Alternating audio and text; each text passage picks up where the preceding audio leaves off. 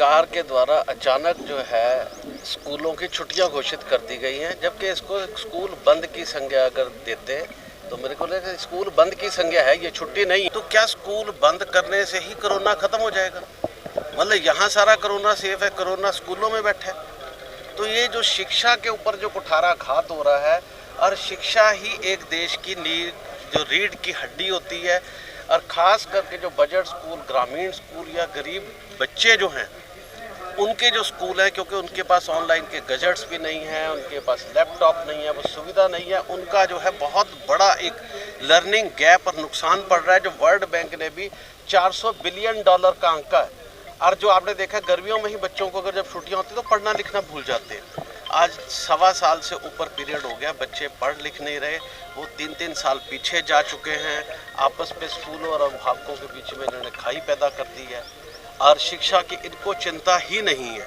आज सारा शहर खुला हुआ है, आप देखिए कभी कहीं पे पहले नाइट कर्फ्यू से शुरुआत की जाती है, फिर उसके बाद कहा जाता है कि चलो 50% की स्ट्रेंथ से ऑफिस खुलेंगे, और स्कूलों को एकदम ही घोषित कर दिया जाता है। अभी किसी पे कोई घोषणा नहीं हुई, पता नहीं कहाँ से सरकार को कोई पर्ची आई है। वो कहते हैं पर्ची खर्ची की सरकार नहीं, लगता है मुझे लगा पर्ची की सरकार तो होगी, क्योंकि हमारे शिक्षा मंत्री ने तो घोषणा नहीं की, मुख्यमंत्री ने घोषणा कर दी।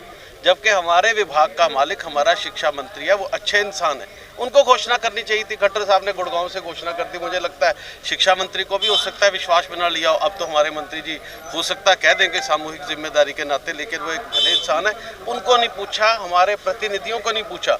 हो सकता है अगर हमें पूछा होता और कन्वेंस या तो हम उनको कन्वेंस करते या वो हमें कन्वेंस करते। अगर हमें लगता क्या हमारे बच्चे नहीं हैं, हमें अपने जान की फिक्र नहीं है, हम बिना बाल बच्चे वाले, स्कूल वाले सारे बाल बच्चे वाले, हमें बच्चों की भी फिक्र है, हमें अपनी भी फिक्र है जान की, हमें समाज की भी चिंता है। अगर बुलाकर हमसे बात की होती या तो हम उनको समझाते या वो हमें समझाते।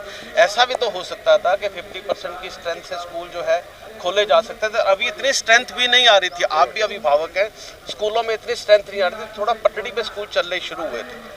तो ऐसा क्या हो गया कि सारा देश खुला हुआ है, सारा हरियाणा खुला हुआ है, और एक स्कूल को बंद करने से जो है ज्ञापन दिया है। क्या मांग कर ज्ञापन? हमने उसमें ज्ञापन में एक तो मांग ये की है कि स्कूल तुरंत प्रभाव से खोले जाए, बैठ के बातचीत की जाए, और अगर फुल कैपेसिटी में नहीं खोल लें 50%, 60% अल्टरनेटिव डेज पे ब्लेंडेड लर्निंग से बहुत सारे मेथड है, स्कूलों को बंद नहीं करना चाहिए। दूसरा हमने कहा है कि हमारे टीचर्स बहुत बेरोजगार हुए, बहुत प्रभावित हुए, तो तेलंगाना सरकार ने एक अच्छा स्टेप लिया है साउथ की। उन्होंने 2000 रुपये प्रति माह और 25 किलो चावल टीचर्स को देने की घोषणा की है इस दौरान जो प्रभाव टीचरों पे पड़ रहा है। तो हमने हरियाणा सरकार से मांग की है कि हमारे जो है ग्रामीण क्षेत्रीय बहुत से 80% बजट स्कूल्स हैं, उनको 3000 रुपये प्रति माह दिया जाए। 20 लाख करोड़ का पैकेज आया।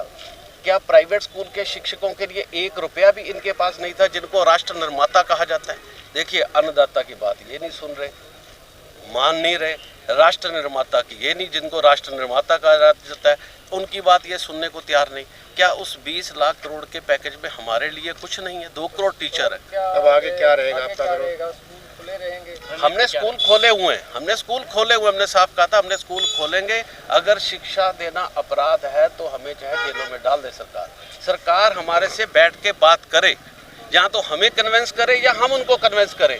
बैठकर प्रजातांत्रिक तरीके से बात होनी चाहिए, ये नहीं कि बैठे बैठे आपने घोषणा कर दी। ये प्रजातंत्र नहीं है, शिक्षक इसको बर्दाश्त नहीं करेगा।